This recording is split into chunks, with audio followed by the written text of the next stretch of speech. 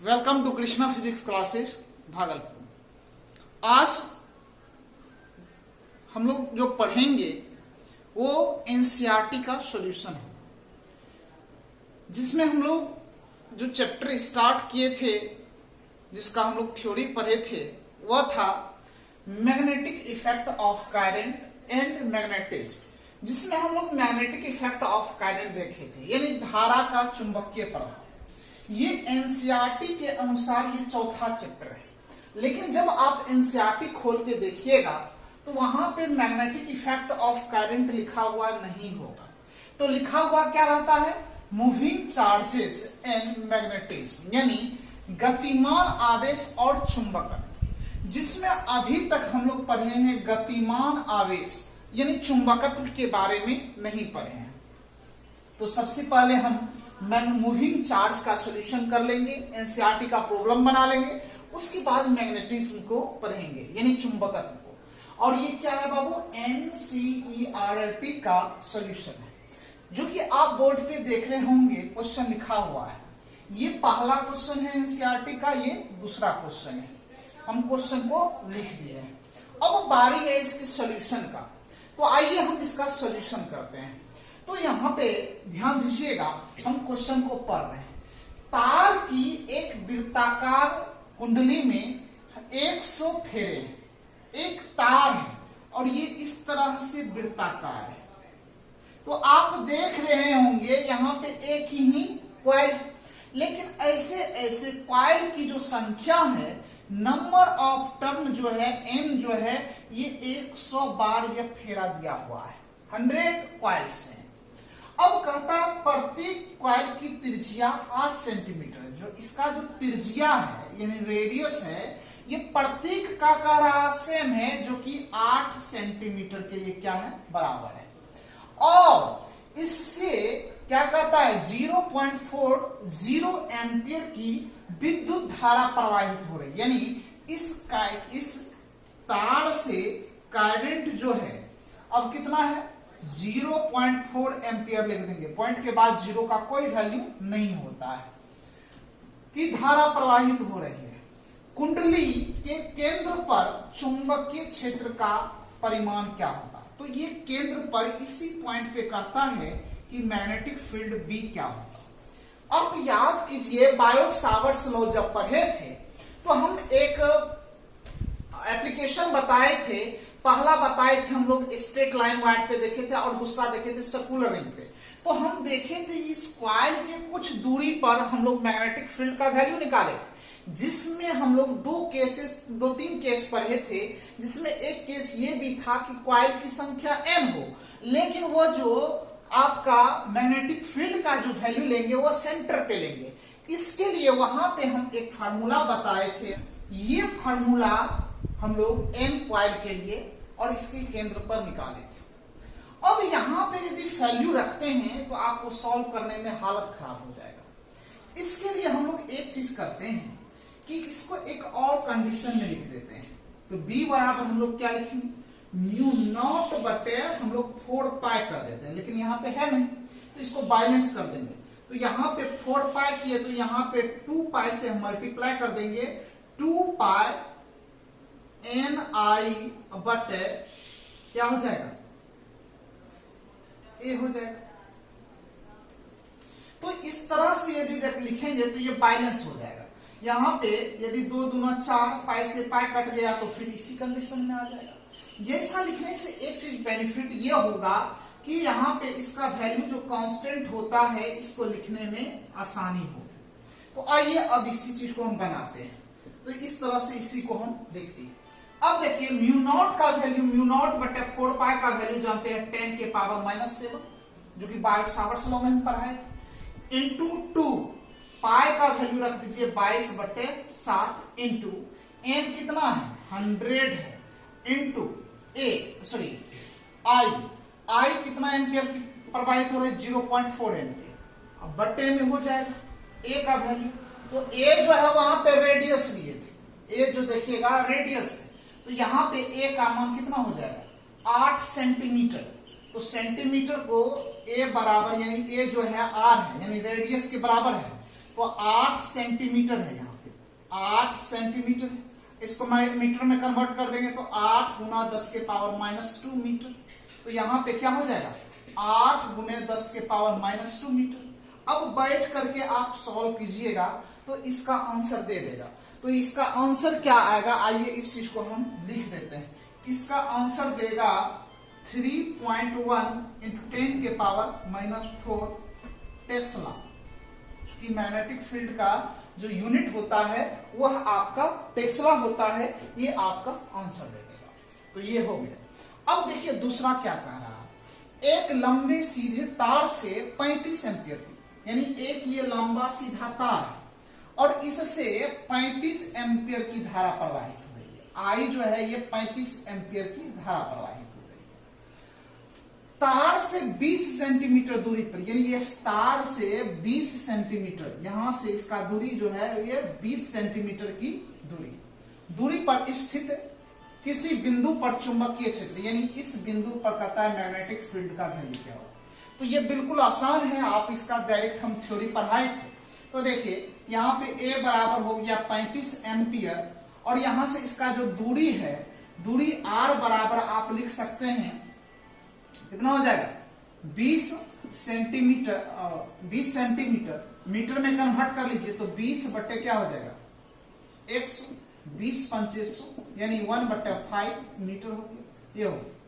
अब देखिए इसके लिए फार्मूला होता है, यहां पे ध्यान दीजिएगा, B बराबर μ0/4 पाई × 2I/A, A यानी R, एक और मान।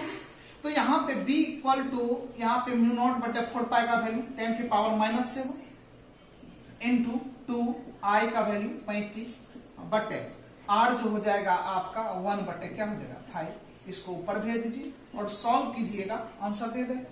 तो सॉल्व करने के बाद आंसर क्या देगा वह ध्यान दीजिएगा, ये आपको दे देगा 3.5 × 10 के पावर -5 टेस्ला। आप बैठ करके इसको कैलकुलेट करते रहिएगा। तो ये आपका आंसर दे देगा। तो ये आपको तब तक समझ में नहीं आएगा जब तक कि आपका थ्योरी क्लियर ना हो। तो इसके लिए आप समझने से पहले आप क्या कीजिए, आप एक बार पीछे जा करके पहले पूरे थ्योरी को पढ़ें। क्योंकि एनसीईआरटी का सवाल चल रहा है तो आपका थ्योरी क्या होना चाहिए, पूरा कंप्लीट होना चाहिए। अब मान के चलिए ये हम फार्मूला लिखे हैं, इस पे हम वैल्यू लिखे, ये फार्मूला आपको पता ही नहीं है तो सवाल कहां से बनेगा। तो ये चीज हम पढ़ा दिए हैं। ये जो है आपका स्ट्रेट लाइन वाइड पढ़ाए थे और उसके कुछ दूरी पर वाइड से मैग्नेटिक फील्ड का वैल्यू, और उसी में इंपॉर्टेंट पॉइंट पढ़ाए थे, वहां से ये फार्मूला लिए। तो आप वहां जाकर के पूरा पहले थ्योरी को अच्छे से देख लीजिए और फिर आपको बिल्कुल समझ में आएगा। चलिए यहां तक पहले नोट कीजिए, फिर आगे देखते हैं।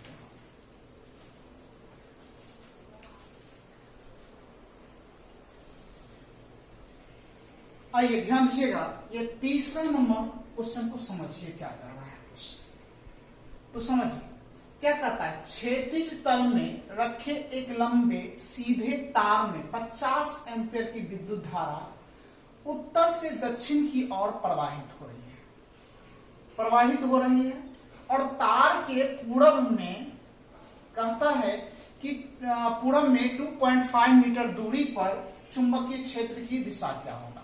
तो देखिए ये धारा किधर से जा रहा है, उत्तर से दक्षिण की ओर। तो ये नॉर्थ हो गया, ये साउथ हो गया। ऊपर से नीचे की ओर जो है आपका 50 एम्पियर यानी 50 एम्पियर की धारा प्रवाहित हो रहा है। तार के पूरब इधर हुआ, पूरब इधर कहता है एक पॉइंट P ले लेते हैं। ये P जो हो गया ये 2.5 मीटर पे है।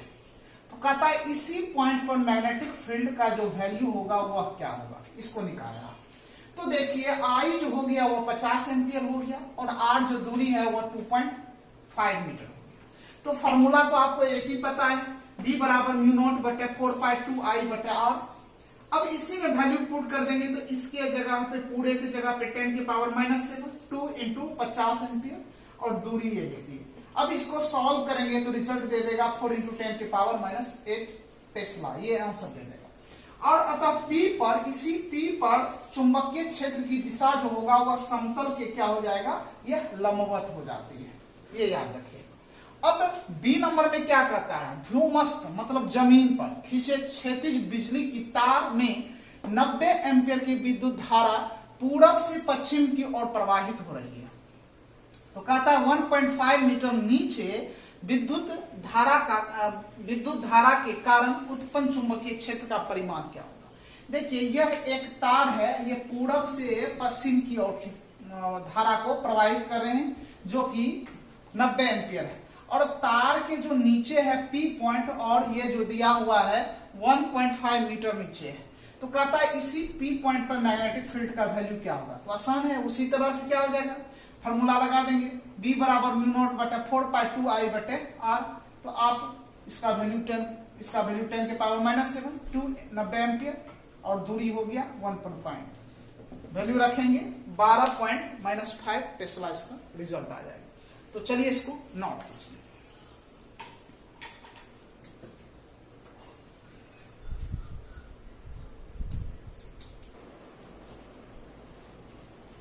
चलिए ध्यान दीजिएगा, ये 5वां है क्वेश्चन। क्या कह रहा है, एक तार जिसमें 8 एम्पियर विद्युत धारा प्रवाहित हो रही है, यानी करंट का जो वैल्यू दिया है वह 8 एम्पियर है, और 0.15 टेस्ला यानी ये चुंबकीय क्षेत्र, एक समान चुंबकीय क्षेत्र में क्षेत्र से 30 डिग्री का कोण बनाते हुए, यानी मैग्नेटिक फील्ड का जो B का वैल्यू दिया है 1.5 टेस्ला और थीटा जो दिया हुआ है आपको 30 डिग्री दिया हुआ है, रखा है।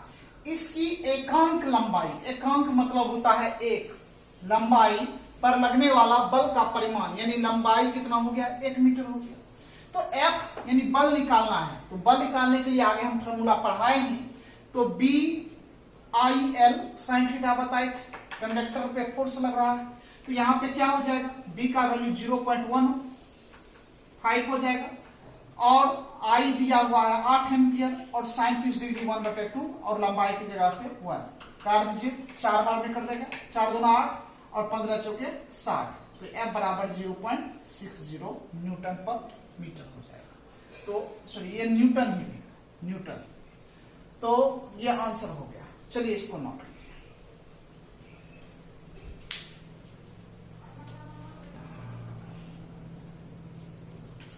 आइए 6 नंबर क्वेश्चन क्या कहता है, जरा सुनिए।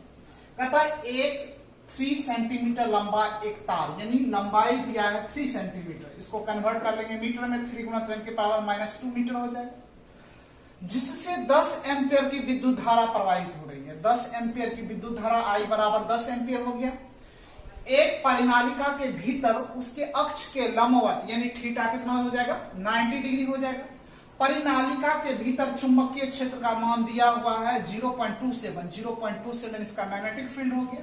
तो कहता है कि इस तार पर लगने वाला चुंबकीय बल क्या होगा, बल पूछ रहा है। तो बल बराबर क्या होता है, F बराबर BIL sin थीटा, B का वैल्यू रख दिए, I का वैल्यू रख दिए, L का वैल्यू रख दिए और sin थीटा 90 डिग्री 1 हो जाएगा। तो ये गुना भाग कीजिएगा 8.1 × 10 के पावर -2 न्यूटन होगा। तो ये 6 नंबर तक है। और भी सवाल है, इस चीज को हम लोग नेक्स्ट क्लास में देखेंगे। आज के लिए इतना ही, फिर मिलते हैं नेक्स्ट क्लास में। Thank you for watching my video. इसको नोट कर लीजिए।